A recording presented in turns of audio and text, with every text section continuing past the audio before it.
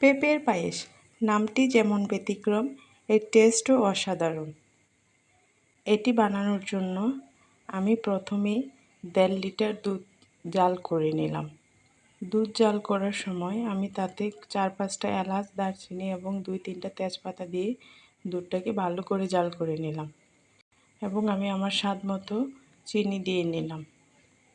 এখানে আমি চিনির পরিমাণ খুব একটা বেশি দিই না, কারণ আমার পরিবারের সবাই বেশি মিষ্টি খেতে পছন্দ করে না। এখানে যার যার পছন্দ মতো মিষ্টি ব্যবহার করা যাবে।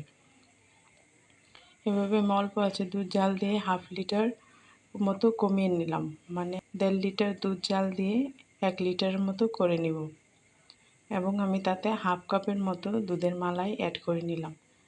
স্বাদ মতো অল্প একটু লবণ দিয়ে নিলাম। আমি মিষ্টি জাতীয় খাবারে অল্প একটু লবণ ব্যবহার করি। এভাবে অনবরত জাল দিয়ে দুধে 1 লিটার পরিমাণ করে নিলাম। তারপর আমি 2টা কাঁচা পেঁপে নিলাম এবং এটি পরিষ্কার করে গ্রেটারের সাহায্যে চিকন করে কলে নিলাম। তারপরে আমি সিদ্ধ করে নিলাম। এখানে আমি 80%-এর মতো সিদ্ধ করে নিলাম।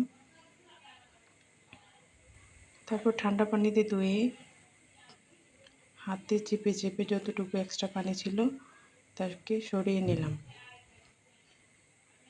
এভাবে সিদ্ধ করে নিলে তাহলে পেঁপে দুধের মধ্যে দিলে দুধে ছানা কেটে না, না হয় অনেক সময় দুধ ছানা কেটে দেয়। তারপর আমি অল্প একটু ঘি দিয়ে নিলাম এবং তাতে কাজু বাদাম এবং কিশমিশ ভেজে নিলাম। ততক্ষণ পর্যন্তই ভাজবো যতক্ষণ না কিশমিশগুলো ফুলে বলের মতো হয়ে যায়। ভাজা হয়ে গেলে আমি কিশমিশগুলোকে তুলে নিয়ে ওই ঘিতে পেঁপেগুলো ভেজে নিলাম। এতে আমি আরেকটু পরিমাণ ঘি দিয়ে নিলাম। ভালো করে ভেজে তার মধ্যে অল্প কিছু বাদাম এবং কিশমিশ অ্যাড করে নিলাম।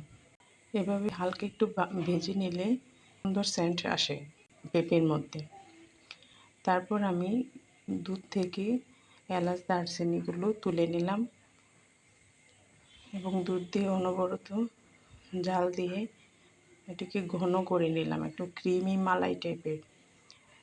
তার উপরে আমি কিছু কুড়ানো নারকেল দিয়ে নিলাম।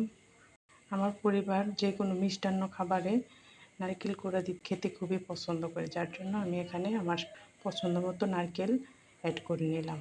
তারপর জাল দিয়ে দিয়ে একদম ঘন করে নিতে হবে, ক্রিমি ক্রিমি করে নিয়ে পরিবেশন করে নিলাম।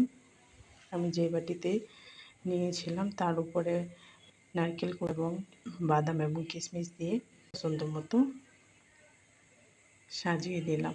এভাবে তৈরি হয়ে গেল পেঁপের পায়েস। এটি ঠান্ডা ঠান্ডা খেতে খুবই ভালো লাগে। আমার এই সম্পূর্ণ ভিডিওটি দেখার জন্য অসংখ্য ধন্যবাদ। আসসালামু আলাইকুম।